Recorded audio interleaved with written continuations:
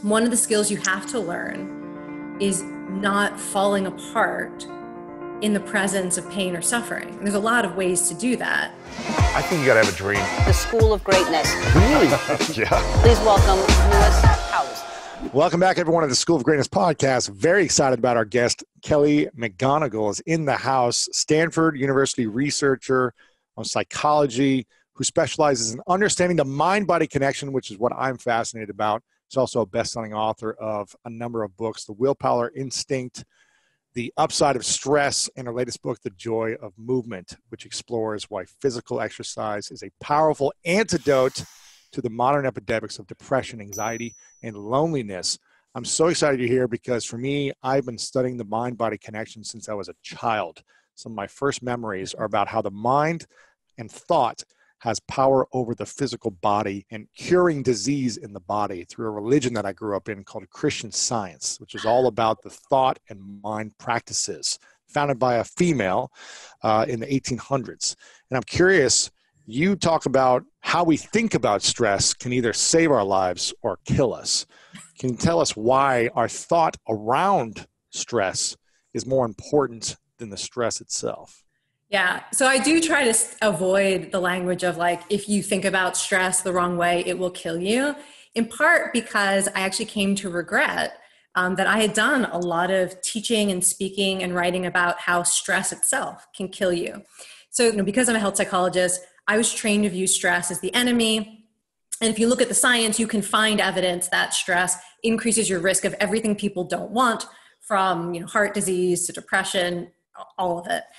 But almost 10 years ago, I came across this study that made me really rethink stress. And it was a study that tracked about 30,000 adults for almost a decade in the US. And at the beginning of the study, they asked people, first, how stressful is your life? And then also, do you believe that your stress is harmful? Do you believe that stress is bad for your health? And so they followed them to find out, is it true that stress kills? And what they found is that for the subset of people who had a very stressful life and most strongly believed that their stress was harmful, they had a 43% increased risk of dying from any cause over the next decade. But the people who had the most stressful lives and did not strongly believe that stress was bad for them, they were the most likely to be alive at the end of the decade. And this study caught my attention because, first of all, it suggests that stress is not always the enemy. At least it's not always a risk factor in the way that we think about it. But then also it was making me think, how many of those deaths was I personally responsible for by going out there trying to convince people that stress was bad for their health and that, the stress will kill your brain cells and eventually kill you. So that was kind of like a wake-up moment for me to start to want to investigate, is it possible that how you think about stress can interact with stress to help you avoid some of the consequences we don't want? And maybe even something good about stress worth embracing so that your mindset could help you harness some of your personal strengths, help you harness the strength in your community to get some positive outcomes we maybe don't usually associate with stress. So I think I'm trying to shy away from the idea that stress isn't bad unless you believe it is, which is sometimes how my work gets summarized. That's not the case. I mean, like you said, I'm a scientist, so I understand data.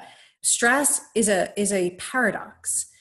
Stress is not something that we often get to choose. So it's not like even if you had a wish list and you could say, I want this much stress and this type of stress, it's not like we have that opportunity. So what I'm really interested in is this idea that we now call it the stress mindset effect, that there are ways of thinking about stress that can make your body's response to stress healthier, that can change what happens in your brain in moments of stress, that make you braver, more resilient, more willing to accept help from others, and that these mindsets basically change the trajectory of how stress affects you. That's the big idea that I hope to share with people. When do we know that we are experiencing good stress versus bad stress? Yeah, no such thing as good stress or bad stress. I want to say that is, again, another, I think, a big misconception around stress. Because, people will say things like, oh, good stress. It's like the stress of getting a promotion or the stress of winning the lottery or the stress of doing something really exciting that you're good at. That's good stress. And bad stress is all the stuff we don't want. It's the pain, it's the suffering, it's the loss, it's the uncertainty, it's what we actually mean when we say we're stressed. It's all of that. So forget good stress, bad stress, because it sets us up to think that if we're experiencing what all of us will instinctively say, didn't want this, like the bad stress, that's the real stress for most of us. And again, most of us don't get to choose how stressful our lives are, how stressful the world is. I mean, the time we're living in now is a perfect example of that. And if you label things good stress, bad stress, it can lead to things like believing, like let's say you're trying to homeschool your kids right now, and it's enormously stressful, and you're feeling like a bad parent and a bad teacher, and you can't figure out how you're going to get through today, let alone tomorrow. If you believe that's bad stress, you're going to believe, I'm not cut out to be a parent. There's something wrong with my kids. There's something wrong with, my life. And I just here's the distinction that I like to make. Life can be difficult. So that good or bad, but stress is what arises in you when something that you care about is at stake. So it's your thoughts, it's your emotions, it's your biology, it's the stress hormones, it's the adrenaline, it's your desire to reach out to others. It's sometimes a sense of outrage and anger. It's all the stuff that emerges to help you meet a moment that matters. And so what I like to focus on is in moments of stress, some of those instincts are going to be healthy and helpful and others are not. So rather than like stress being good or bad, it's about learning more about your stress responses, the repertoire that's available to you, and how do you get good at stress so that you can tell in a moment of stress, is this a moment that requires slowing down and going within? Or is this a moment that requires being vulnerable and asking for help? Is this a moment that requires ignoring everything else and rising to the challenge because it's an emergency and I need that adrenaline, so let's do it? There's a lot of different ways to be good at stress, and that's the good that I like to focus on. Yeah, I'm a big believer that our life is an interpretation, and the language we use dictates the way we think and feel. And the more we say, I'm stressed, I'm overwhelmed, any word that we use after I am, we start to manifest more in the mind and the body, and they connect, and we create that. I'm sick, I'm not feeling well. The more we say these things, now we should be aware of these things and not just act like it's not there. But I think when we use language and almost eliminating the word stress or overwhelm and reframing it can be a powerful thing as well. What is your thoughts on how we use words around our stress, anxiety, loneliness, depression? How should we be using words and language during that time? There are a lot of examples that I can go into, but I want to start like from an overview. This is where that improv idea of yes and can be really helpful. Because, and I know you've talked with other guests about this too, sometimes there's a tendency to want to be so positive that we ignore reality. And, one of the things is, one of the reasons that I'm drawn to the research that I do and the topics that I talk about is because it is not in my nature to be positive, right? So anytime you're a negative person. Pessimistic, anxious, overwhelmed, existential dread, terrified by life from birth. The world is against you. Yeah. Yeah, I'm not, and not because necessarily life experiences that have shaped that worldview. I mean, I believe a lot in genetics also. So I think like that's my temperament. So I'm drawn a lot to these ideas of like choosing positive emotions, reframing things, because it's the antidote to my habits that can become destructive. So I think like part of this is, that's another way, like you could introduce me to somebody who needs to seriously come to terms with the reality of suffering, and I'd push them in the opposite direction. And, oh no, I'm never stressed. Oh, everything happens for a reason. I want to be like, I would want to ground them in the opposite that is also true. So, but let's get back to the idea, because there is some truth to positive language and mindsets. A really simple example. We know that the physiology of anxiety and excitement are really similar in your body and in your brain. And if you were to take someone who's feeling really anxious, measure their heart rate, look at the ratio of stress hormones that are coursing through their bloodstream, and you look at someone who's really excited, they're almost identical. One of my favorite studies was actually they had people jumping out of airplanes, and some people were terrified, and some people were like, this is what I live for. Physiology looked exactly the same, right? The only difference is the story that they were telling themselves about this experience, whether they felt capable of it. And so there's research suggesting that in moments of anxiety, even if truly you're anxious, you're not excited in that moment, if you say to yourself, all right, well, my heart is pounding. This means my heart is in it. My heart is giving me energy to meet this moment. And you would try saying to yourself, like, I'm here for this, or whatever your version of, if saying I'm excited feels like too far, I like to say my heart is in it, which is a step from anxiety towards excitement. Yeah, it's not about lying to yourself or faking it till you make it. It's about saying, okay, my body is getting ready for this. I can feel my body in this moment, so let's roll, And what we know is that as soon as people do that, it starts to subtly shift their physiology in a way that actually is a little bit healthier than like a fight or flight response. Yeah. So, it's more in their favor as against them. Yeah. You get more energy, less inflammation in your body. You're starting to move towards a stress state that really is just helping you have energy and courage and enjoy the moment.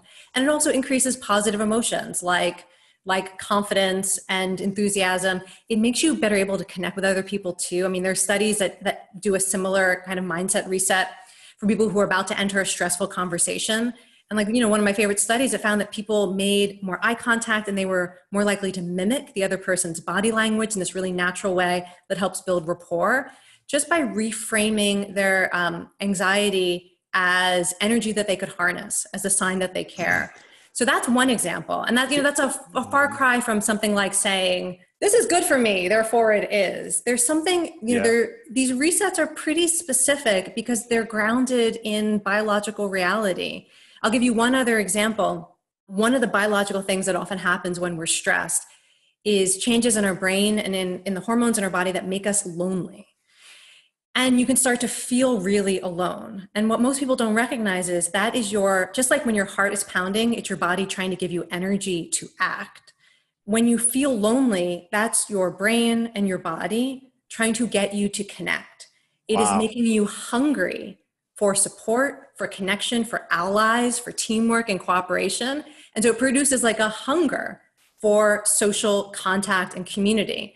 And too often people feel that loneliness, and what they think is, it's because I'm alone, it's because no one understands, it's because I'm the only one. And they mistake what the signal is, and they tell themselves a story that actually makes them further withdraw. So that's another type of like stress signal that when you understand what's happening in your biology, you can embrace it and say, this is a sign to reach out.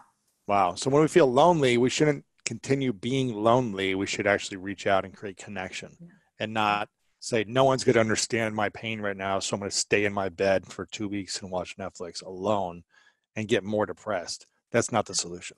Yeah, often it's interesting. I mean, this is sort of speaking more broadly as a psychologist, I often find that the beliefs that people tell themselves that are most painful are almost always, it's just telling you what you care about. Like when you're telling yourself a story about being alone and lonely, what you're actually revealing is like, people care about you and you need to reach out. Like you need your people, you need your community. I've never really thought about it that way and saying like, if I feel lonely, it means people care about me.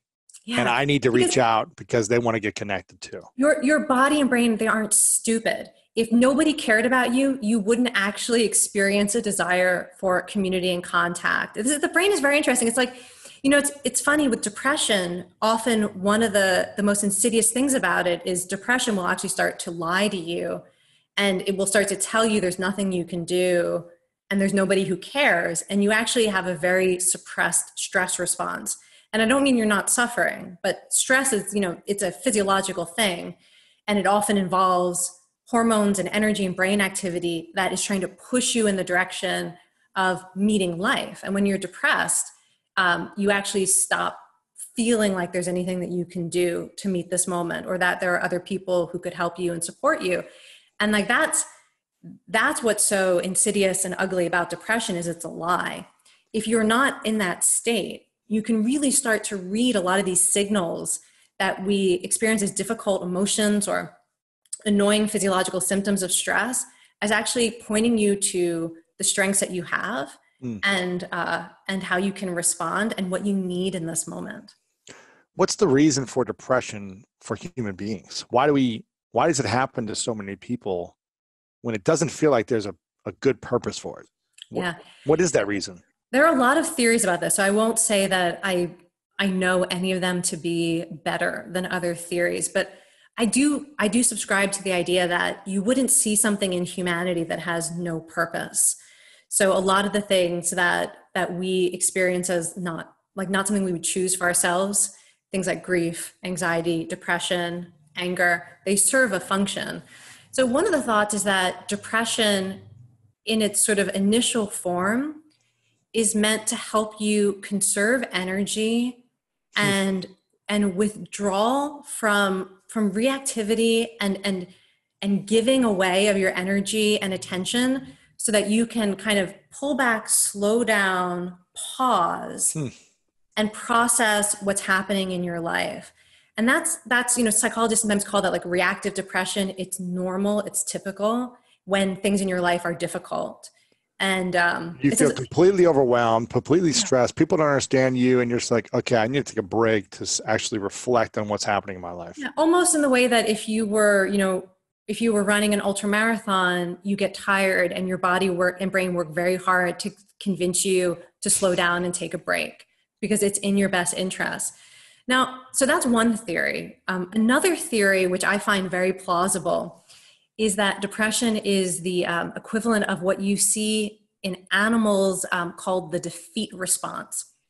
And this is if you are an animal in the wild and you experience so much rejection from your community, your family, your group, so you've been ostracized, you have very little access to resources on your own, you can't find a way to survive on your own, you will see these changes happen in the brain and body that they're called the defeat response, but it's this biological cascade that basically convinces animals to crawl away and die, to give up on life. And so if you stress out a rat enough by say putting them in a cage with a bunch of rats that bully that rat incessantly, and the rat can do nothing to escape, and you're not giving it resources, and it's got no purpose in life, you will see changes in that rat's brain and biology that then if you throw the rat in a bucket of water, it doesn't even try to swim. It just gives up and drowns. So I think that a lot of what we experience as depression and why depression is an epidemic in so many cultures right now, so many societies, is that a lot of people are experiencing kind of the equivalent of being in a cage and being bullied and not being clear about what can I do to improve my circumstances? Who cares about me? How can I contribute to the world? Yeah.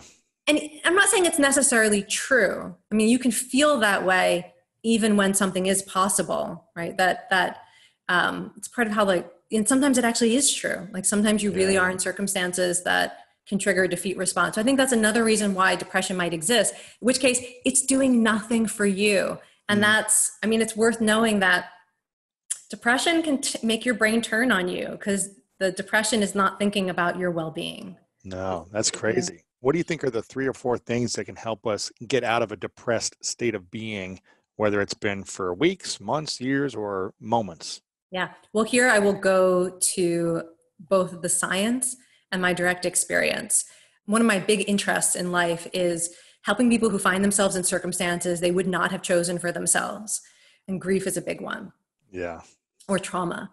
So what the science says and what I have seen in people's lives and in my own life is if you're on a do-it-yourself path. So first of all, let me say, obviously, you use whatever resources are available to you therapeutically and medically. Now, that's not my role. So I don't write prescriptions. I don't do therapy. So I'm not out there in the world sharing that with people. But obviously, everything from antidepressants to new treatments like deep brain stimulation and magnetic stimulation of the brain, therapy, group therapy, one-on-one, all of that stuff. Obviously, use that and I believe in the power of sort of all of the evidence-based treatments. Okay, but I don't know how to do it, so I'm not out there sharing it. So if you're on a do-it-yourself supportive pathway, in addition to or instead of that other stuff, exercise, number one.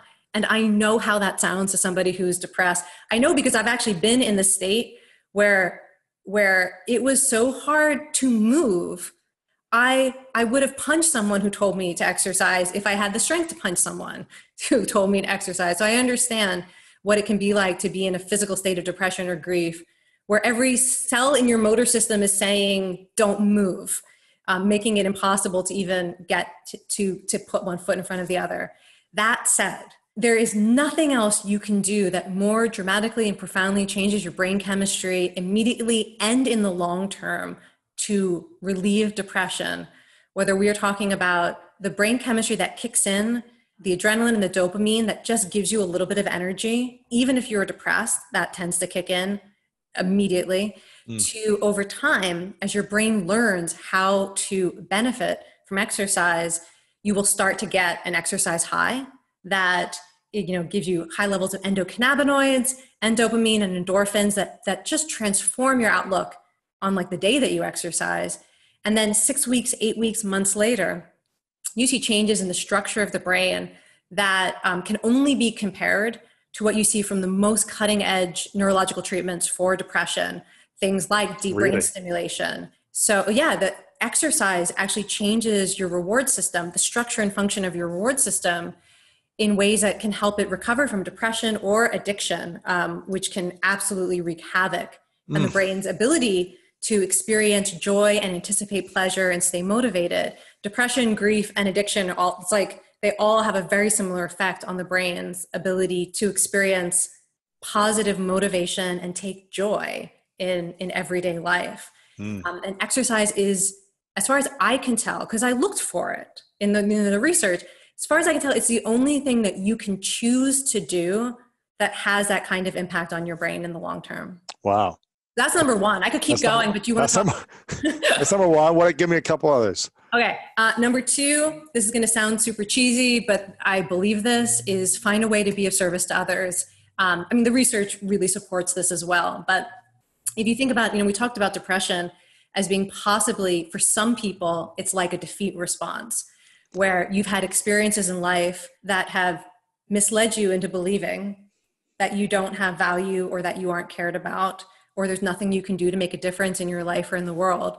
And the fastest way to get contradictory evidence is to volunteer, to help someone. There have been a couple times in my life when I was struggling where I re-engaged with not just like donating money when I can, but to show up to a place and help people.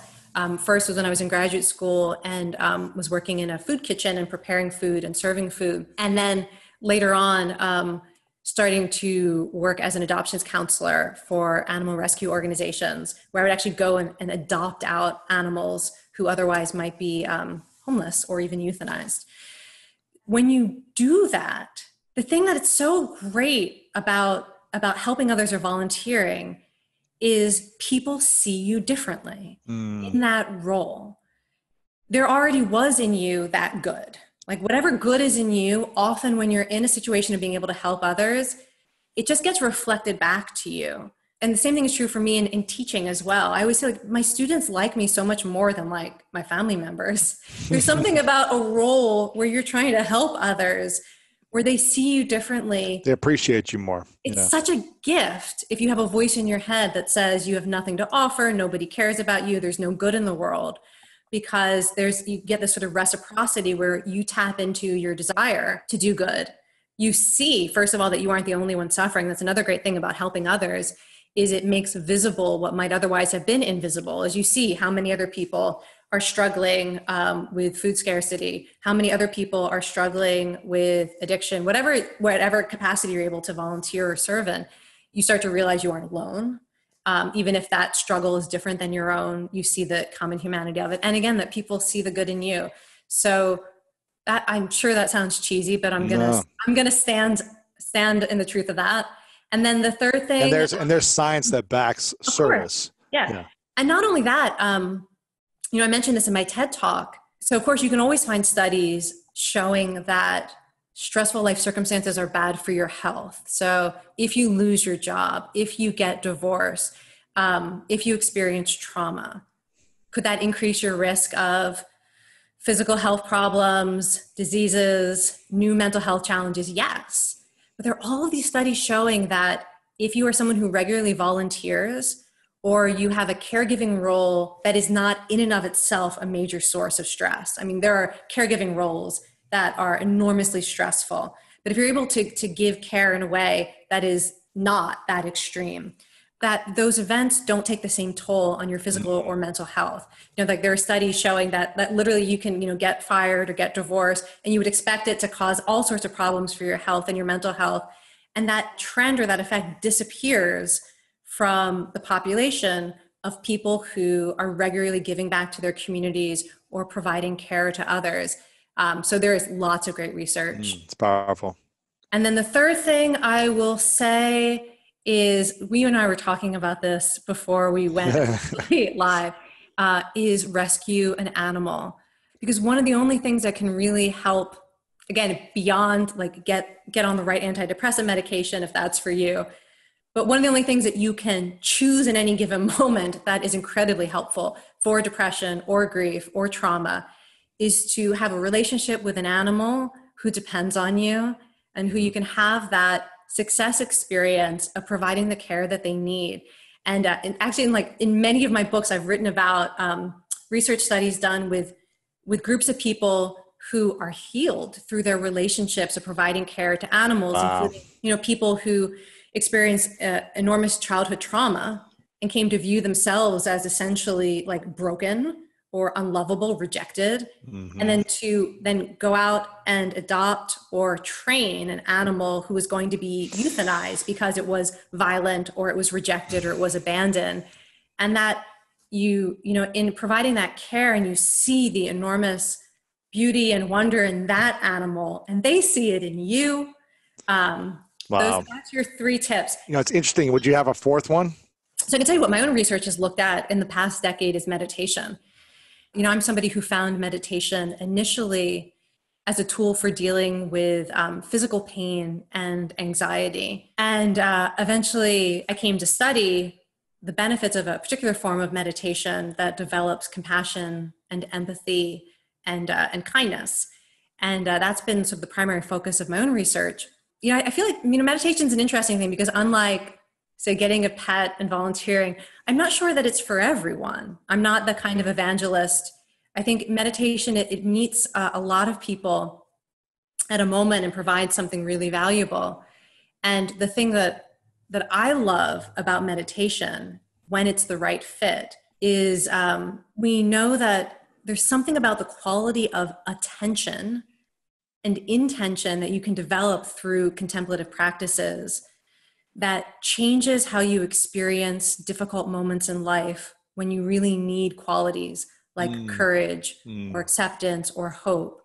So I'm not somebody who thinks like you meditate to relax. I think you meditate so that in moments when everything is falling apart, suddenly you have the mental ability to hold on to hope or focus on what matters. That's interesting you say that, because when I meditate, I have a practice for about 12 to 15 minutes in the morning that I actually learned when I went to India to study, to become a meditation teacher. Actually, I've been meditating in different forms since I was probably 16, 17 through like sports psychology training and sports and visualization, things like that, mental imaging, seeing the future, all these different things. When I meditate now, I visualize everything going the way I want it to be. I visualize peace and love and happiness and accomplishing my goals and being in service and helping others heal, all these different things. But there's a moment in my meditation where I think about, what if everything goes wrong today? What if something happens here and something happens there and I get injured or this and that, everything goes wrong. How will I respond? Will I react and say the world is falling on me? Or will I respond with a sense of peace and groundedness to manage it all? Because I think how we respond to stress really matters.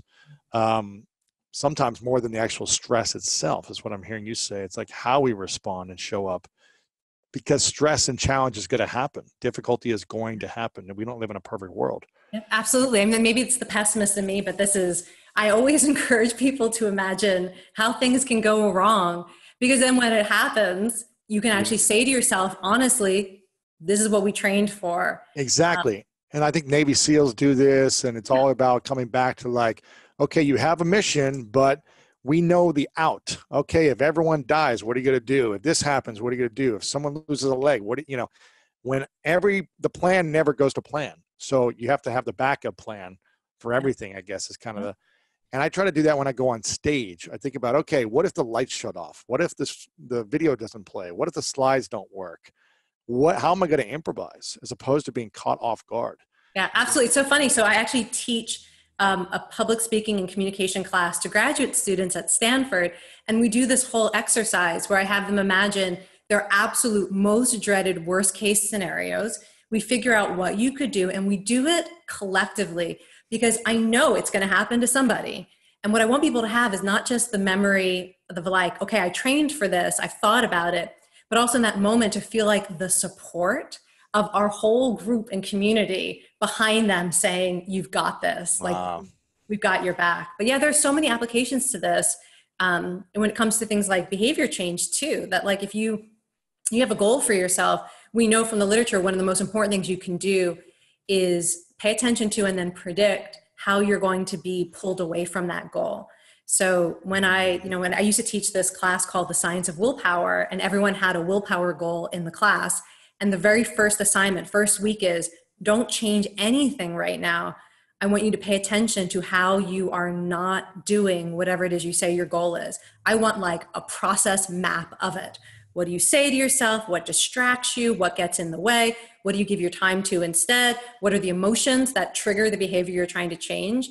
I want you to get all that data, and then you start planning for it rather than say just starting from a commitment. I'm going to do this and hope for the best. Yeah, I think it's all about having that game plan, the backup plan when things go wrong, when they don't go the way you want them to go. I'm curious about, you talked about these 4 ways to kind of overcome depression on your own without medication and therapy and things like that, kind of the do-it-yourself ways. Yeah, and I'm actually not I'm always a fan of do it together. I think there's also something empowering in knowing that there are choices you can make, even if you don't have access to the latest and greatest brain stimulation techniques, like that going for a walk in nature has the same effect on your brain as deep brain stimulation. To me, that's incredibly empowering. But at the same time, I'm not like a DIY, like drink herbal tea instead of get treated for cancer person. Sure. It's interesting because I was interviewing Dr. Laurie Santos, who's a happiness researcher at Yale. And I asked her, what are the 4 scientific ways to become happier? And she said, exercise, gratitude, service, meditation. And I go, it's to overcome depression. Right? We're not geniuses. It's just the data. Right. And I go, so you're saying all this woo-woo stuff that people in personal development have been talking about for decades is actually now scientifically backed. Gratitude, exercise, these things are like now being studied at Stanford and Yale. Let me tell you something about gratitude, because I have very specific beliefs about how to make this effective. So gratitude is also something that I've done some work around. And here's the most effective way to use gratitude for your own well-being. It should focus on human interdependence, not things or circumstances. So, at the end of the day, one of the exercises that I will often do is I think about the people who played a role in supporting me that day, known to me or not known to me. So a package was delivered this morning. So I'll imagine, I didn't see who it was who delivered it, but I know that somebody did. And I have an experience of gratitude to that person and the work that they're doing. Gratitude to my husband, gratitude to anyone I interacted with. One of the reasons that gratitude improves well-being is not because it makes you feel better. That's the mistake a lot of people think about gratitude. They think it's like an exercise that will boost their mood and then they can fall asleep at night. I'm so grateful for my health. I'm so grateful for my whatever. The reason that gratitude can have enormous effects on your well-being is because gratitude is a social emotion. And the primary biological reason human beings have the capacity for gratitude is to strengthen your social network and improve relationships. So every time you experience a thought of gratitude towards someone in your life, you are strengthening that relationship and that social network.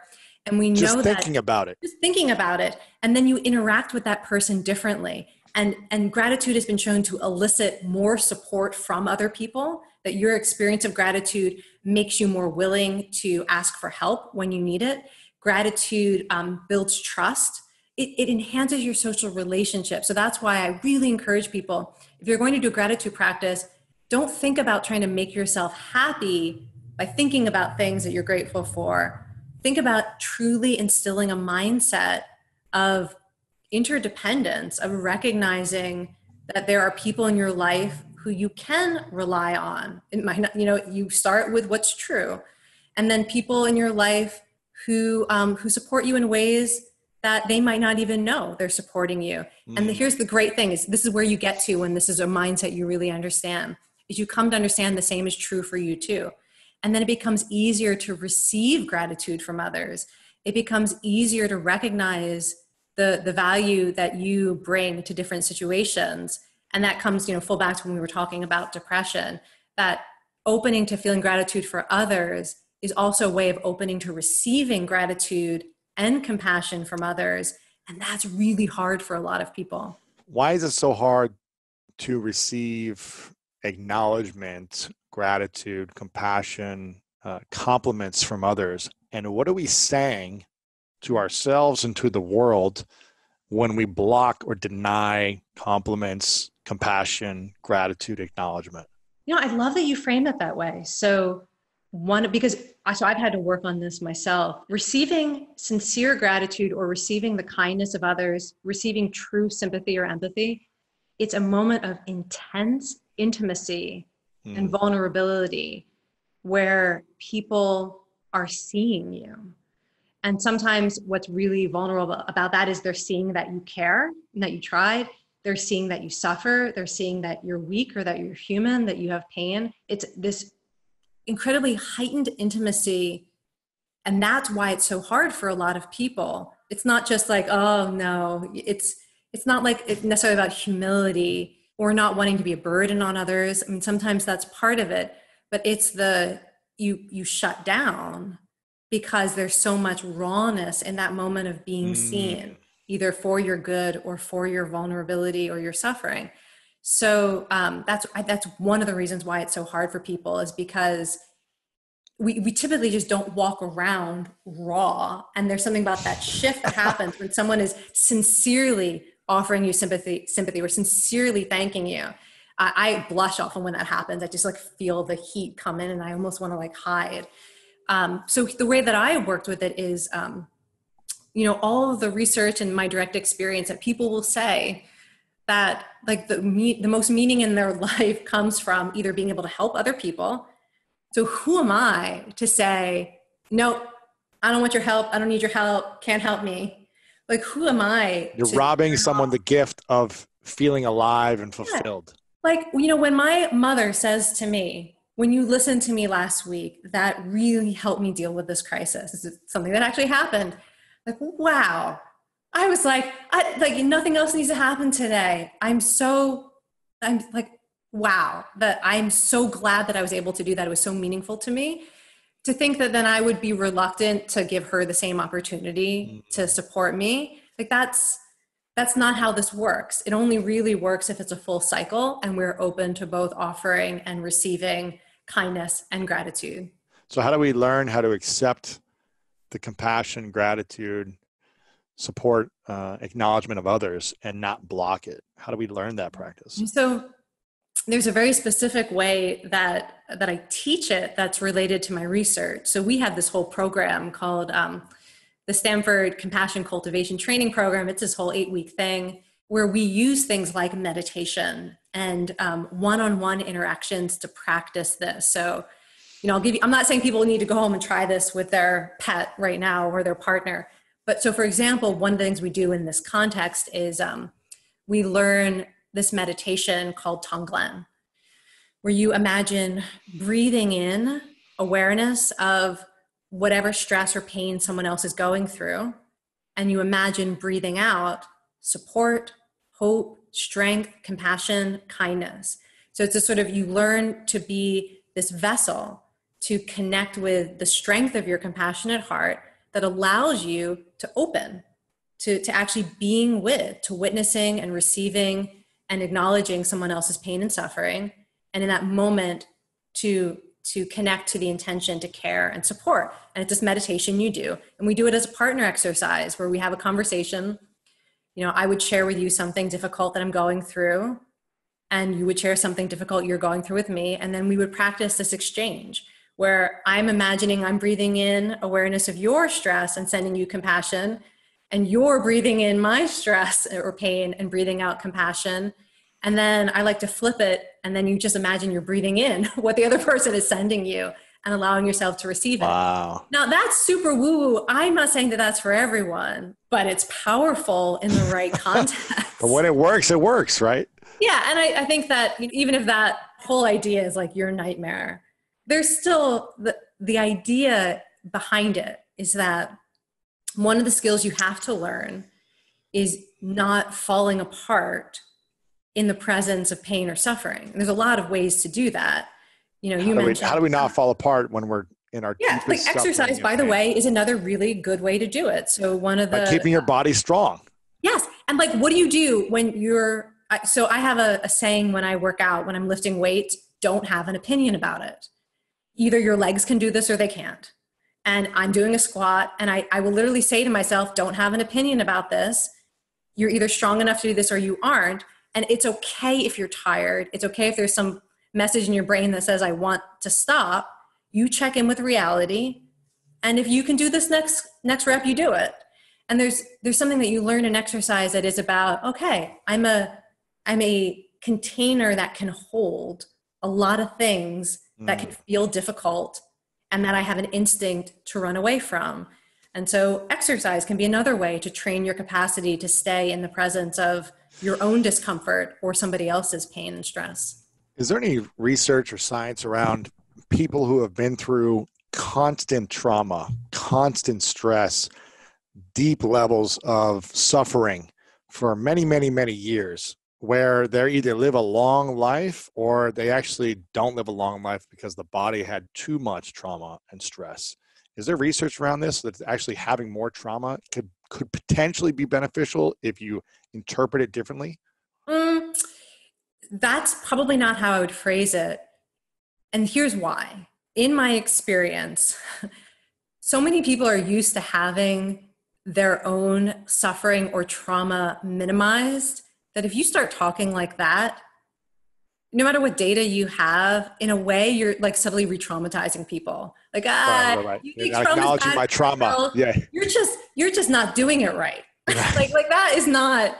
So here's how I would put it. First of all, there's interesting research that adverse life experiences and trauma can change your biology in ways that are helpful if you stay in that environment. So things like increasing inflammation, changing your brain in ways that help you detect threat, that if you stay in an unsafe environment, these are really helpful changes in your brain and in your body to keep you alive. So it's not like you're broken.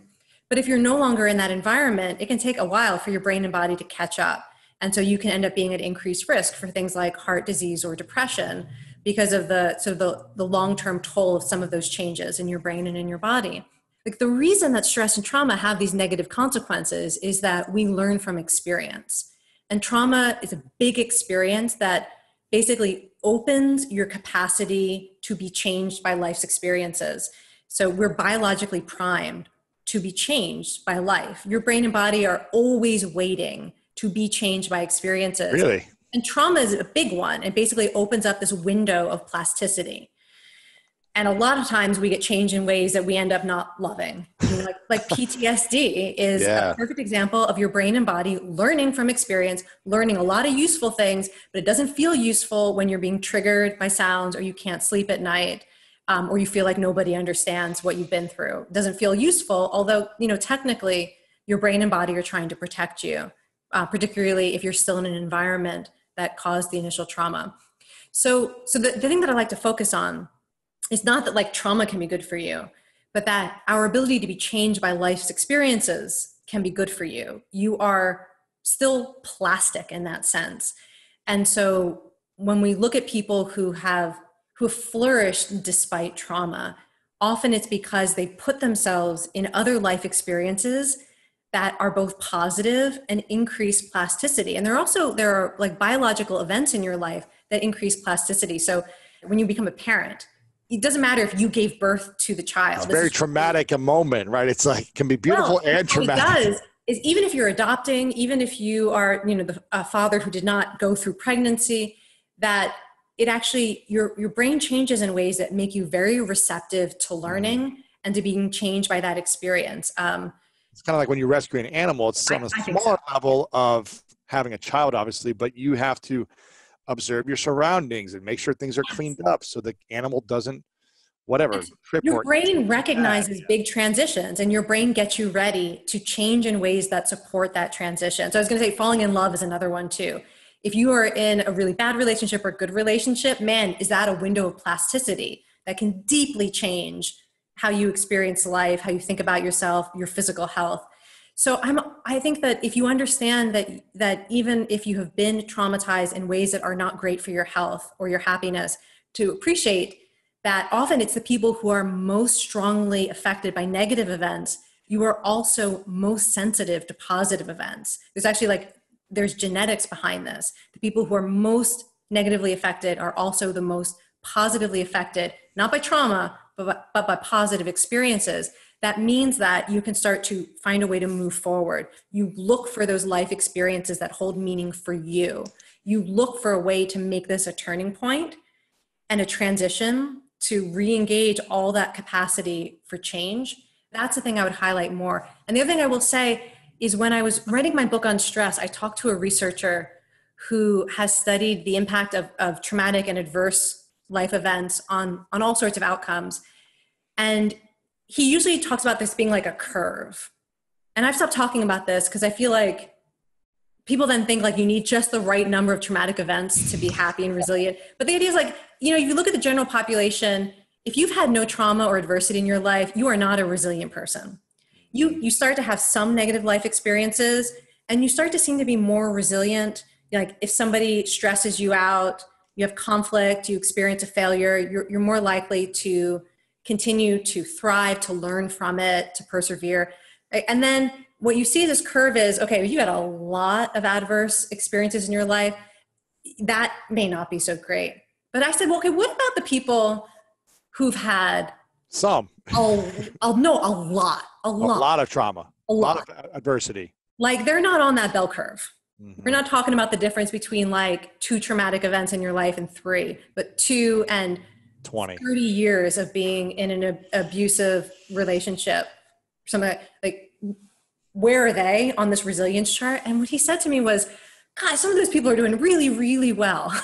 Those people are super interesting. What he wants people to know is you are not doomed by your past adversity or trauma. That's what those people demonstrate to him. When he has studied people who've had extraordinary trauma in their lives, they're just off the charts in all sorts of interesting ways and not always the adverse outcomes.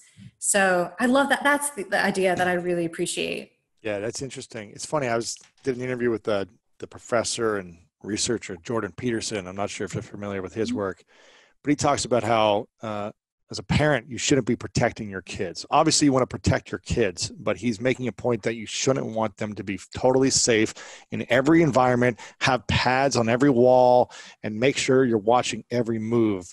Like you want them to experience adversity because that will make them be able to stand on their own as an adult. And the more adversity they face as a child, the greater they can learn and start to appreciate and everything like that. And you don't want them to be so soft all the time. You want them to have some toughness, and it takes not protecting your kids all the time in order to develop some of that, I guess, attitude of overcoming adversity, the training. Because if you don't have the training from 0 to 18, how are you going to take on adversity when life happens? There's a lot of research on this. This is a very popular view among developmental psychologists and educators too. And I like to put it in some context as well. So the most important thing for helping children become resilient and thrive is to have a positive relationship with an adult that creates a secure attachment. So, if you're the parent or you're the caregiver, your number one job is to make sure that child believes that you will care for them and care about them, and it is not contingent on a whole lot of other things, like that you yourself are managing to be sober, one day a week, and that's what it's contingent on, or that your child has to achieve a certain level of success in some domain. So that is the number one job of a parent, is that secure relationship where a child is confident that you will care for them and about them. Then, if that's in place, the experience of failure, setbacks, all that stuff is typically positive in a child's development, in part because they know that they're not going to lose access to the most important thing, the one who cares and loves for them. Love. They're not going to lose love. Right. And then also, if you cannot protect your child from the suffering you really want to protect them from, you can't change the world, you can't erase whatever the circumstances are, when you can't fix the world for them or protect them from things that truly a parent would love to do. I would love my child to never experience violence. I'd love my child to never experience heartbreak. Of course you want that, but you can't control that. And the research shows that if a child has both that caring, trusting relationship with adults and some previous experience of moving forward despite adversity or pain, then they're so much better prepared to deal with the stuff that you would love to protect them from, but you just can't. Yeah, it's interesting. There's two examples that came to mind as you're saying that from interviews in the past I've done. One with Sarah Blakely, the youngest self-made female billionaire in America. She said that every night for dinner, when she would come to the dinner table as a kid growing up, her father would ask her, "What did you fail at today? What was the thing that didn't work out?" And she had to always have something to come up with to say, well, this didn't work out, or I tried this thing at school, or whatever it might be. And he would celebrate her and still love her based on whatever failure she had that day, small or big.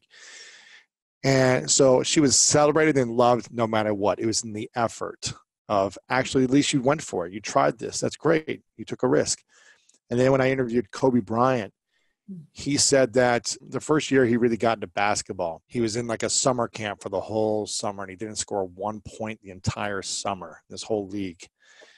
And I said, how were you able to kind of get through it and keep going? And he said, because my dad loved me no matter what. He didn't care if I scored. He just celebrated the effort. He celebrated me.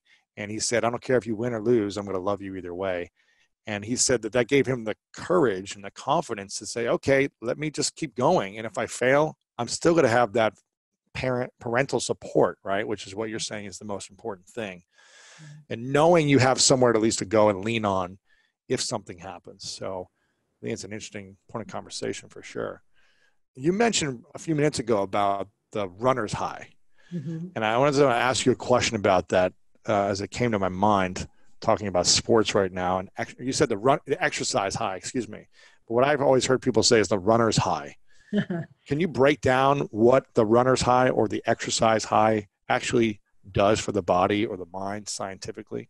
Yeah. So I know it's called a runner's high, but I'm not a runner. So there you go. Exercise I have to get my high from other workout things. High. So what the runner's high is it's this reliable change in your brain chemistry that happens when you engage in continuous movement for about 20 minutes or so, and like a moderate intensity. So I always tell people, if you know your heart rate is getting up, you're breathing more deeply or more quickly, and you're using some of your muscles, it's going to get you to that place. So, yoga, weightlifting, riding your bike, swimming, dancing, all of that stuff.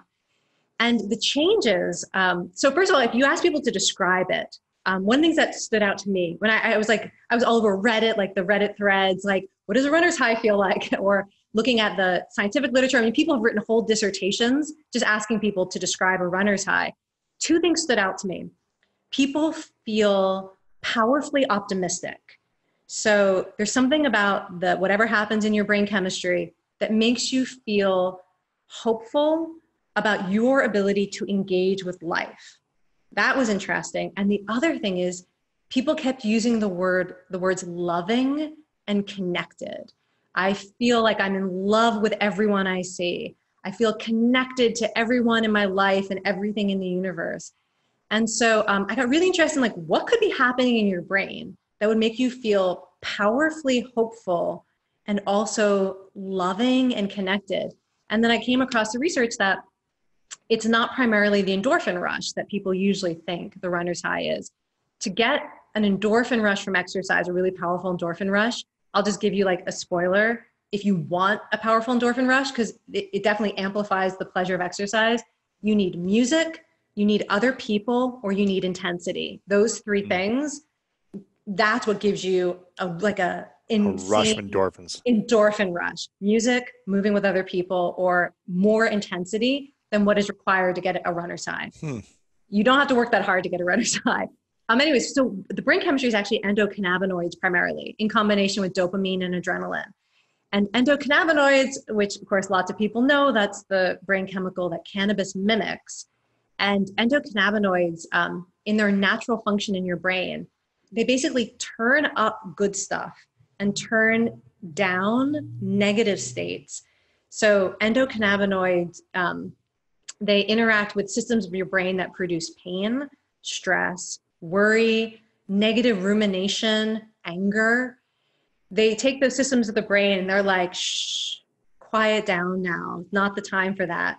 And then that would be great. Like, I think a lot of people would love that. It was it. But natural levels of endocannabinoids also strongly enhance all reward and pleasure signaling in your brain.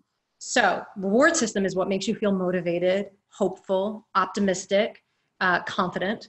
And then you've got the pleasure system that means like, oh, that sunset's so beautiful, or, oh, it feels really good to move my body, or, this cake tastes delicious. Whatever is good already, endocannabinoids make heightens it even better. It's on steroids. Right. So some people have experienced that with cannabis as well. But here is the thing that is most interesting about exercise-induced endocannabinoids is they seem to selectively enhance social pleasures. So it's not just this cake tastes better, but when it's naturally working in your brain from exercise, it means that you enjoy interacting with other people.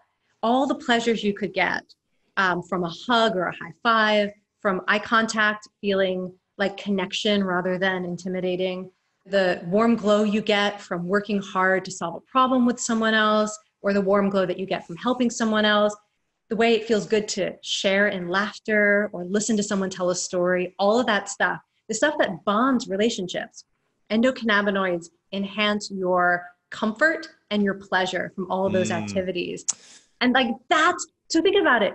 That is the neural signature of exercise, is to set you up to be a more social version of yourself, a more optimistic version of yourself.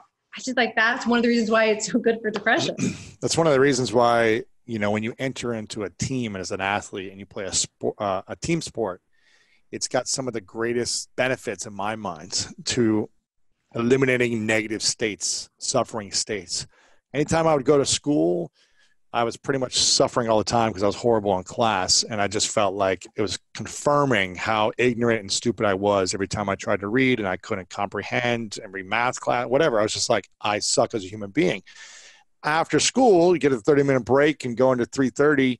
And now it's got 2 hours of fun, goal setting, teamwork, connection, moving your body, exercise. I always felt like, I'm not the dumbest person alive because there's this community. There's this, I feel better. We're working towards a common goal. We're learning lessons. We're overcoming adversity together. And that kind of teamwork mentality while working out is one of the greatest feelings in my mind. And that's why a lot of athletes get depressed after they retire, after their senior year is up and they don't make it to the next level. They go through deep states of depression, anxiety, overwhelm, and a lack of purpose because they're so used to a certain type of lifestyle that they no longer have. You have to find ways to find group fitness classes or some activities to get that. Races, training for events, coaching. I know I see this all the time. And it's funny the way you were describing the role that sports played for you when you were young. That's how I ended up teaching group exercise and yoga. Is I had that same experience coming to graduate school. My first year as a graduate student, I I had some big setbacks, made a bunch of mistakes, thought about dropping out, felt like a total failure, inadequate, don't belong here. But I started teaching yoga and dance through the aerobics program. And literally like the couple of hours a week that I had that positive experience with other people ended up becoming enough of a sort of a reserve of well-being to let me stick with something that was important, even though I'd had all these failure experiences and, I wasn't sure that I was up for it. You also said in an interview with Sean Stevenson, a buddy of mine, that exercise makes your brain more sensitive to pleasure, which you were just alluding to right there, that the more we exercise, the more we actually are stimulated by pleasure in a lot of different ways. And that it actually changes the structure of your brain. This is something that, this goes back to why exercise is so good for depression. And it's funny because it's in contrast to a lot of the other things we turn to when we want to feel better. So, and again, this is, when I share the science, I always worry it's coming across as judgmental, but, one of the things that I've done a fair amount of work around is addiction. And one of the things that makes me so upset about why addiction is devastating is because a lot of the substances that initially bring people relief or reward, whether it's alcohol or any other substance, that initially it really is giving you a reward and relieving inner suffering. And then it turns on you and it starts destroying your brain's capacity to experience reward or relief from anything other than that substance. Wow. And you see it in the structure of the brain. Your brain literally becomes unresponsive to anything other than the thing that you developed an addiction to. It's cruel. And exercise seems to be one of the only things that makes us feel good in the short term, that teaches the brain to become more responsive to every other kind of reward in life. And whereas a lot of the things that we get addicted to in a negative way actually undermine your capacity for joy. And you can get addicted to exercise too, but for most people, it's this kind of positive dependence where they realize that it's keeping their brain in a state that supports their ability. Makes them happier. Yeah, there might be some extremists who train way too hard where it's negative effects on the body and the mind because they're working out. Mm-hmm.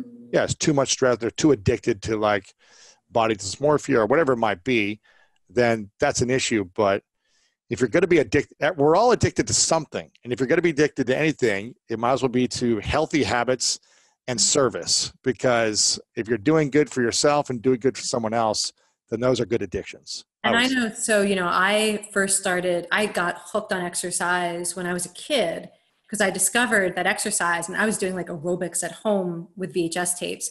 I discovered it was one of the only things that actually helped me manage my own inner anxiety as a little kid. There is a real genetic vulnerability in my family to addiction. And I am sure that if I hadn't somehow, like by miracle, gotten hooked on exercise at that early age, I would have absolutely been hooked on things much more destructive than that. So if you're going to pick something to get addicted to, exercise and service, I say, are the two best addictions. Or rescuing animals, although that could be a bad issue too when you've got 70 cats poop everywhere. It's interesting. Okay, so what takes us to your next kind of topic of expertise, which is self-control and willpower. When we know that exercise and these positive habits and routines do good for us, but it's so hard for us sometimes to get motivated and stay consistent, or it's hard for us to resist the distractions, resist the addictions, the sugar, the candy, the alcohol, whatever it might be.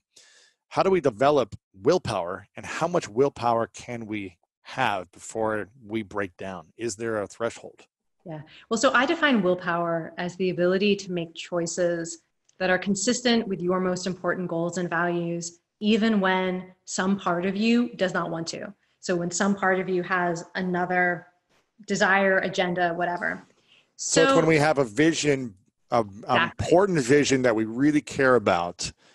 But if we don't have an important vision backed by like a strong foundation of meaning, then we're always going to be breaking our willpower is what I'm hearing you say. And then it's not willpower. So I'm not somebody who says willpower is defined by you never, and then fill in whatever behavior you judge. I'm not even going to fill it in because I'm going to go there. Yeah. Like a lot of people define willpower as don't do this, don't do that, always do this, always do that. Like Like, it's like there's a tablet somewhere that said like the commandments of being a good human being. And that's it. That's what willpower is. You must never eat gluten. I don't know, whatever it is. Right. No, willpower is about you being in control of your choices that reflects who and what you care about. So absolutely, part of willpower is you have to get clear about your values and your goals, the roles and relationships that matter.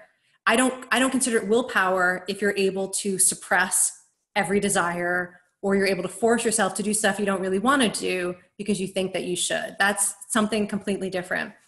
And then so once you're clear about what you care about, then you get to play with all of these sort of psychological tricks and tools to support you, like lowering your standards.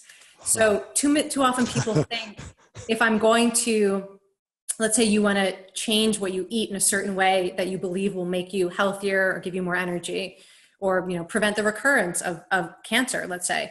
And you got some data and you got some ideas, and it's really hard. You don't have to change everything tomorrow. You make one choice today that is consistent with your overall vision. And it is amazing the upward spiral you can create when that's the standard you set for yourself, that you look for opportunities to make any choice that's consistent with your goal or your value. And then you start to experience the benefits of it, the actual payoff. You feel a sense of pride or gratitude to yourself.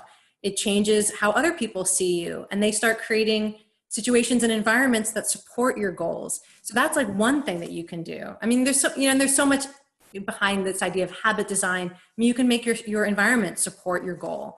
So you can stop thinking about it in terms of, I have to have control all the time. And like we were talking about planning ahead for the worst.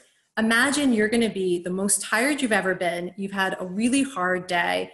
There's cookies in front of you nonstop. Yeah. You feel like the weakest version of yourself. How are you going to support that person? And you take care of them in advance. You might not want to, but you're going to be that version of yourself at some point. What can you do for them? Invest in them, and like create an environment that makes it harder to fall off track or easier to do what's support you. And you said at one point that willpower is a biological mind-body response, not a virtue. Yeah. Can you explain what that means? Yeah. So in part, so willpower has a lot of different components, but I think the most underappreciated is that we have an instinct that slows us down, that is in contrast to fight or flight. So a lot of people know the fight or flight instinct, where like you panic and you are ready to defend yourself or escape a burning building, right? So that's like an instinct we have. We have another instinct that if you know what your goals are, right, that it requires that, and your mind recognizes you are in a moment that is pulling you away from your goals and your commitments. You are tempted, you are distracted, you are self-doubting. And your mind recognizes that, it can actually kick in a biological instinct called pause and plan, that actually it decelerates your heart rate, it increases your focus, it activates areas of your brain that help you remember your goals and your values in a way that's actually pretty different than fight or flight.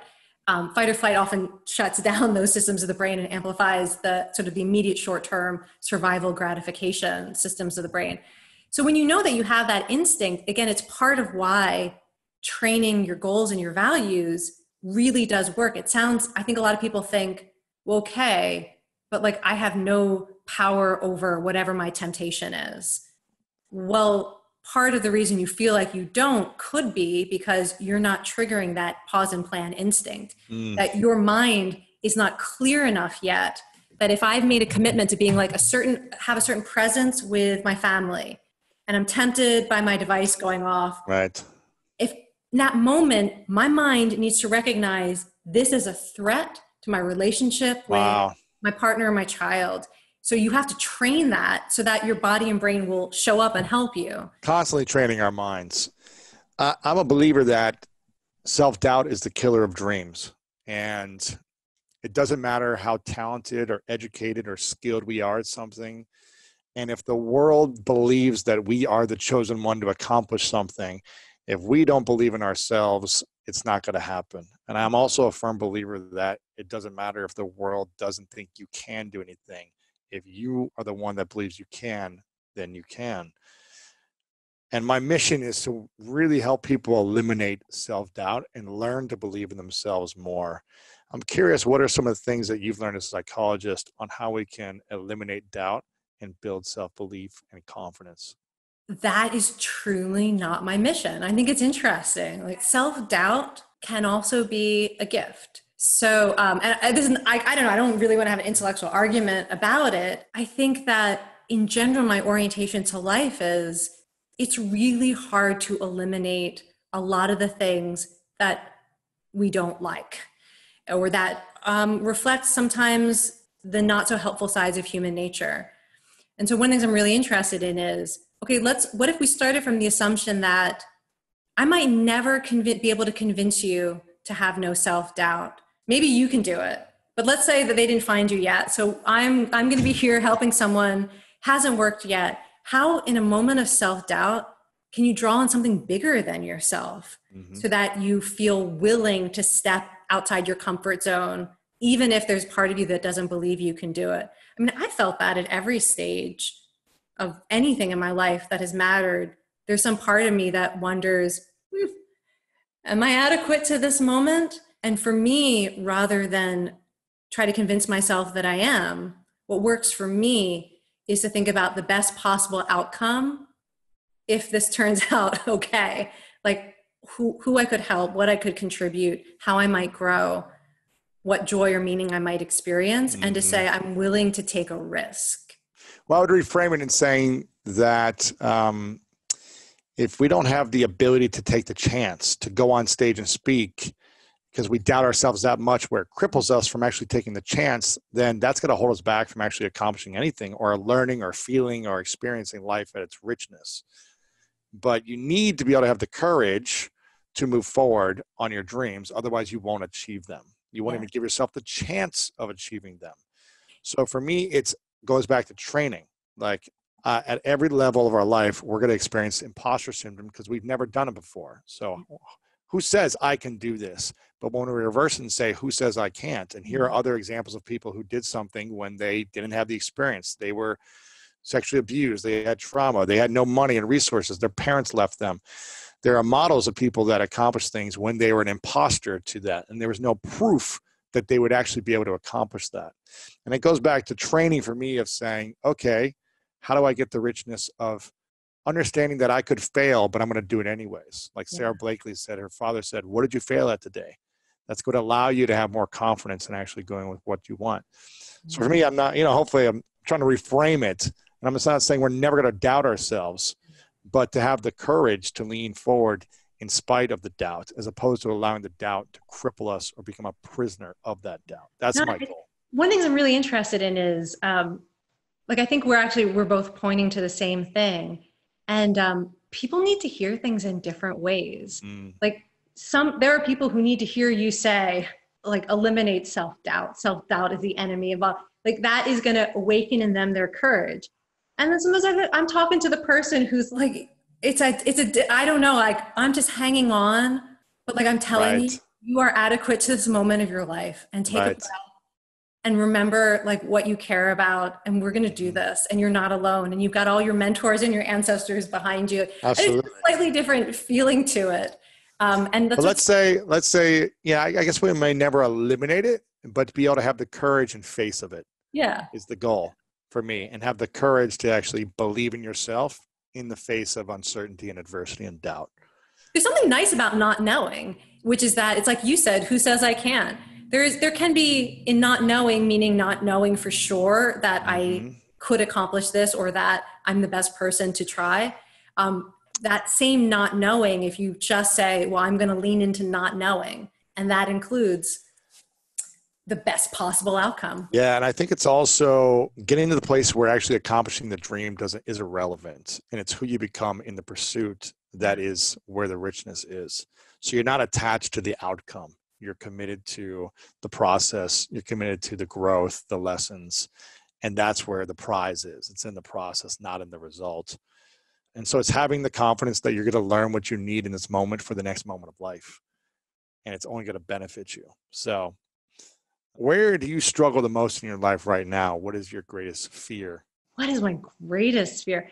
It's so funny. So I actually have like an answer to this question because I have a teacher, Natalie Goldberg. She's a Zen teacher and a writing teacher. And she did this talk, the session, where she had people actually say out loud what their greatest fear is. It's so interesting. And I realized, like, having to actually think about what is your greatest fear. There were two things that came up. One of my absolute greatest fears is that people are essentially not good. Like, if I could think of the most devastating thing in the world to either be true or to feel is true, it would be that human beings at their core are essentially not good. The other thing would be that I have no value, that it doesn't matter if I wake up today or not. So those, and I'm pretty like clear, those are my two biggest fears. And I think it's obviously one of the reasons why things like volunteering and teaching and all of that mean so much to me, because it's a resistance against that fear. But also, I would say, I promise, I told you a cat would show up eventually. I see her. I think she knew because I was touching into my deepest fear. Wow. She was like, I'll come and support you. I got you. Wow. But the other thing is that fear that is it because I'm a psychologist, I know the data, I know the philosophy, I know the human history. There is some good stuff in humanity and there is some dark stuff in human nature. And any way you want to slice it up, from sort of what our biology is, instincts, psychology, whatever, good stuff, bad stuff, that one of the things I resist is allowing myself to only pay attention to the things that cause me outrage or despair. Make a real practice of looking for the good and celebrating the good as a stance that I choose to take to preserve myself and my ability to engage with life.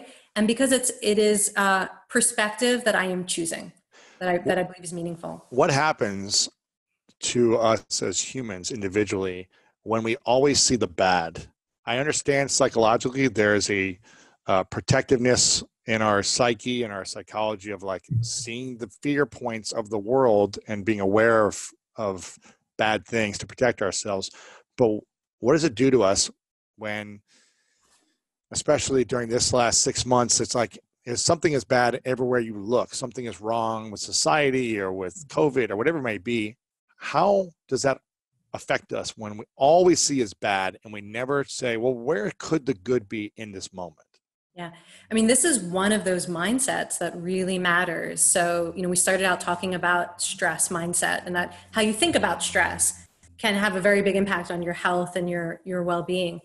And it turns out one of the other mindsets that has a huge impact on anything interesting you might want to measure is, they sometimes refer to it as benevolent beliefs, but things like, benevolent beliefs? Benevolent. I know it's a weird, I don't know. I'm thinking like if somebody wants to do a Google Scholar search. Sure. Like, that's some interesting research. Well, here's the search term you need. It's benevolent beliefs, but here's what it means.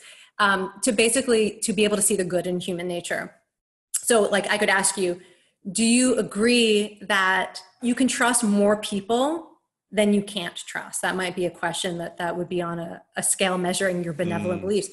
And it turns out that if you in general have these more benevolent beliefs about the world, you live longer, you're healthier, really? You have better relationships in every context, except there are some contexts where it's not so useful. Like if you live in a highly corrupt society where it's just actually funny. This is the first time I've talked about this research where is it possible we actually do live in the society where these benevolent beliefs are not always going to be as protective as they usually are? I don't know. But so in some circumstances, you can believe in the good beyond the good that is actually being demonstrated. And it goes back to, like we talked about, how your brain can be changed by trauma.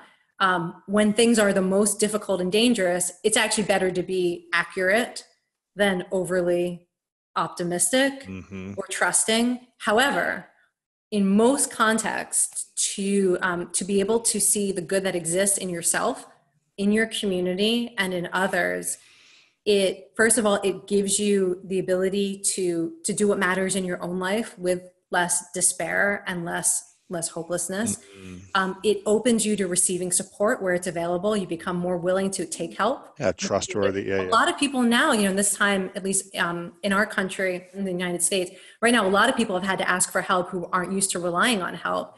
And it's really difficult to receive help if you have a story in your head about how like you can't trust most people and most people are bad. It's interesting that belief really becomes a barrier to receiving help when you need it.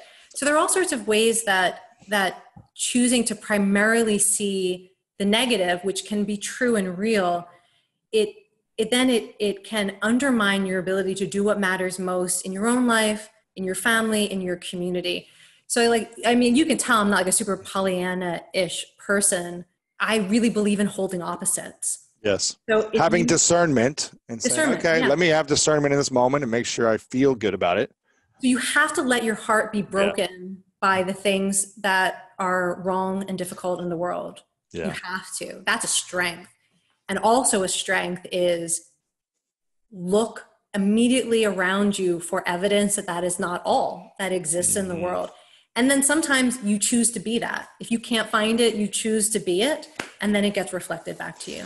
It's interesting. So having these benevolent beliefs most of the time, except for when you need discernment and making sure you're checking and balancing on things, I'm hearing you say the research proves that you live healthier, you're happier, and you live longer when you have these benevolent beliefs. Is that accurate?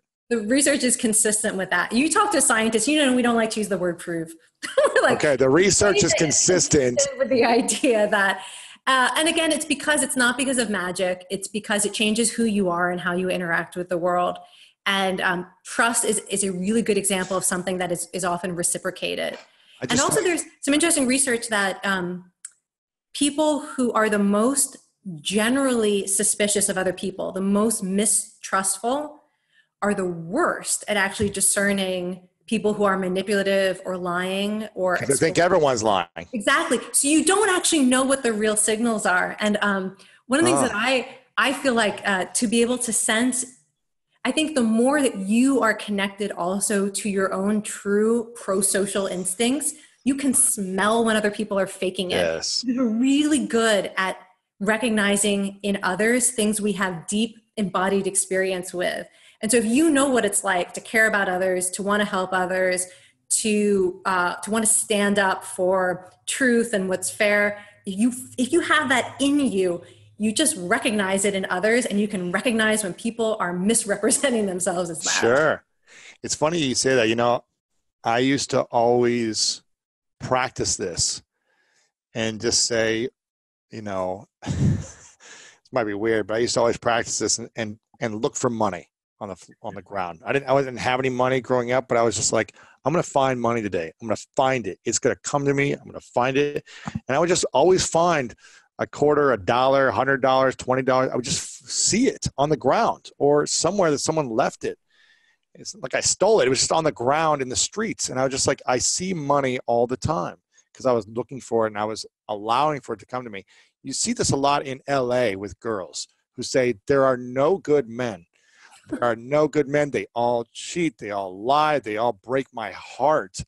And the more they say this and believe in that, the more they're going to see it. It seems like if you believe in the goodness that, I've had some bad experiences in the past, but I'm going to choose to believe that there's some great men out there or great women or whatever it may be, then hopefully you'll start to see that and attract it. Yeah. And actually, it's so funny. One of my Zen teachers, she wrote a book. I'm trying to think what it was called. It was something like, not be the person you're looking for, but like, I forget what the title of the book was, but it's basically this idea that not only should you believe that it's out there and look for it, but whatever it is you're looking for, the more you train it in yourself, it is, again, it's not magic. It's that other people recognize it in you. And then the world conspires to help you find it. My friend, Matthew Hussey, who's a love coach for women. When I interviewed him, I was like, what's the trick to finding a great partner? Finding whether it's the one or just a great partner, what's the trick? What's the secret? He said, you need to get a piece of paper out and write down a list of everything you want in that partner. Like write every quality, and then you need to become those qualities and those things. And you'll start to see it. Like attracts like. You'll start to mirror each other, and you'll recognize it because you're being that. You can't expect someone to be smart and funny and successful and financially, abundant and all these things, and then you not be those things and attract it. It's just not going to work out typically. So you need to become those things you want in someone else. Yeah. Or work on them. Nice. Great advice. This has been really powerful, Kelly, and hopefully we can have you back on in the future sometime. You've got a book out right now called The Joy of Movement. Oh, you have it. Of course I have it. Yes. Which is all about how exercise helps us find happiness, hope, connection, and courage. And you've got a lot of other great stuff online. You've got another book about the power of stress, the upside of it, and about willpower as well. Got a great TED Talk I recommend people checking out. We'll link up some of these things in our show notes. People can get the book online or at stores if you're able to go to stores right now. And you're not that active on social media. At least I didn't see you on Instagram. But is there anywhere? Oh, I know. I'm on Instagram, but here's what I use social media for primarily, besides doom scrolling on Twitter. I wish I could quit. But I love just one-on-one interaction. So I'm on Instagram, Kelly Marie McGonigal. You're not going to hear a lot from me, but people who want to interact with me, message me, send you a message. I like giving people an opportunity to just touch base with me. But you're not going to, you're not going to see that many pictures of my cat every now and then. So Kelly Marie McGonigal on Instagram, Kelly McGonigal on Twitter, and kellymcgonigal.com. We'll link up some of that stuff on our show notes here. I want to ask you a couple final questions. The first one is what I ask everyone at the end. It's called the 3 truths question. And I'd like you hypothetically to imagine for a moment that this is your last day on earth and you've accomplished everything you want to accomplish. You've pursued things you want to pursue. You've served all the cats in the world to find their homes. You've done the things you want to do. You've lived a great life in your terms. And for whatever reason, all of your materials, your books, your videos, your content has to go with you to the next place. And no one has access to your information anymore. But you get to leave behind 3 things you know to be true about all of your experiences. These would be your 3 lessons you would leave behind, or what I like to call your 3 truths. Mm-hmm. What would you say are your 3 truths? Okay, so I am probably going to give you an answer you don't like. But I don't know. I don't know what the 3 truths are, but here's what I really want to leave behind. First, I want to leave behind the memories that people have had in my dance classes. One of the things that is most meaningful to me after having my classes shut down for 6 months, we just started dancing together outdoors. And in the classes that I teach that are outdoors again now, a lot of the people in it are living alone. Some of them are recent widows. And they will talk about what happens when they hear a song that we've danced to in class and they remember the feelings of connection and joy, that it's like a lifeline. I want to leave behind the memories of movement that people have had in my yoga, dance, fitness classes where they felt connected to something bigger than themselves. I want to leave behind those memories. I believe in them, those experiences, and I'm really proud to leave those behind. And the other thing I'll say is, like in terms of like my truths, the great thing about being a teacher, and I've mentored a lot of people in a lot of different contexts, is I have seen people who were my students become teachers. And like I mentioned, that compassion training that we developed at Stanford, and then we train people to do it. And just today in Facebook, I saw one of the first teachers we trained is advertising that she's teaching this program. And I'm thinking, oh my gosh, and she's such a good teacher and people would be lucky to take this from her. So what I realize is you don't need me around anymore to talk about these truths. There are other voices and they're new voices. And these truths are going to come through in new bodies, from new faces, in new voices that are going to meet the moment of people who need to hear them now. And so when I'm on my way out, people don't need to hear it from me anymore. And I actually trust that because these things are true, whether it's things like the value of knowing your common humanity or leaning into interdependence, there are other people who are carrying that message on. For sure, yeah. What I got out of that, if I was going to hear 3 truths out of that, I would say that movement brings something greater than yourself. So make sure you move your body because it connects you to community and something greater and makes you happier. That'd be one that I heard. Okay. Number 2 Preach. is that when you when you learn in your life and you develop skills, to pass those skills on to develop other leaders so people don't need you anymore. Yeah, I like that. So, Yes, I endorse that. So if you had a third truth, what would you say? Adopt an animal. There you go. See, it's so simple. Yeah. You got this wisdom inside of you. Someone else said adopting an animal recently. I can't remember who it was. Well, it's a truth. So hopefully it's coming through many vehicles. That's great. Which keeps coming back to, I feel like I need to be getting a cat. And your cat showed up. So I'm going to go on Best Friends website and bestfriends.org. Start looking at cats to adopt here in Los Angeles. I feel drawn to having a cat. So I have a dog through my girlfriend. It's her dog, which is our dog, but I feel like I need to get my cat, which could be our cat as well. So if you want to be unconditionally loved, get a dog. If you want to learn how to love, get a cat. It is a different thing. Oh man, I feel like you find the right cat, you'll get a lot of unconditional love as well. The thing is, you earn a relationship with a cat, and a cat will let you know what you've earned.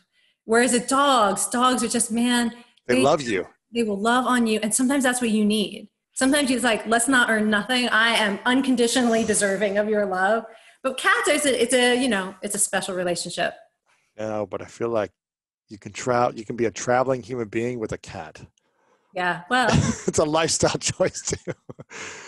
Can you get the love from a cat and still leave for 2 days and not have to stress about boarding it and have someone come look after it? So adopt an animal. That's your third truth. I like it. Before I ask the final question, Kelly, I want to acknowledge you for a moment for the beautiful gift you are in the world. And I truly see the incredible wisdom and the soul that you have and the heart you have for teaching, for educating, for helping us. And the amount of research you have done over the decades to be able to give us simple tools is so powerful. And I'm just really grateful for your dedication to finding the truth, finding the answers through something that is painful for so many people and challenging for so many people. So I acknowledge you for being that light of diving into research in the messiness to find those golden nuggets so that we can live a better life. I really appreciate that. Thank you. And I was trying to practice what we were talking about earlier, like to actually receive it and take it in. I don't know if you noticed, so here's a little practical tip for people. I don't know if you noticed I swallowed while you were saying that. What does that mean when you swallow during acknowledgement? Often it's this parasympathetic surge that happens when people are either moved or are starting to feel sometimes like a little bit vulnerable, but not necessarily in a bad way. And like if you watch people give speeches or interviews, or you're having a conversation with someone and you notice they pause and swallow, that's a really interesting sign that there's something like deep happening, that this is something that's meaningful to them or they're being moved. And so I often, like as a psychologist, that's one of the things that I'm looking for, and I sensed it in myself. Wow. So I was feeling that rawness of receiving, That's good. You got to practice it. Yeah. My final question, Kelly, is what's your definition of greatness? Oh, I knew you were going to ask this. And so I looked it up. What's in Webster's dictionary, the definition? So here's what's interesting, because I was like, I don't know. Let's see what the actual definition is, because I'm sure that I'll have a different definition. And I was surprised that it is in comparison to other people. So the primary definitions of greatness in the dictionary are being better than or superior to others.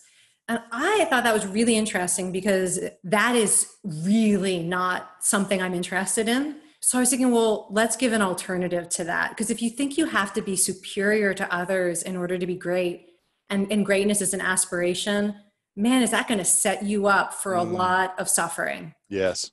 So I was thinking, coming back to that, that sort of central conflict in my work of recognizing the complexity of human nature. Human nature has a lot of instincts that are destructive and harmful, and human nature has a lot of instincts that are beautiful and wonderful.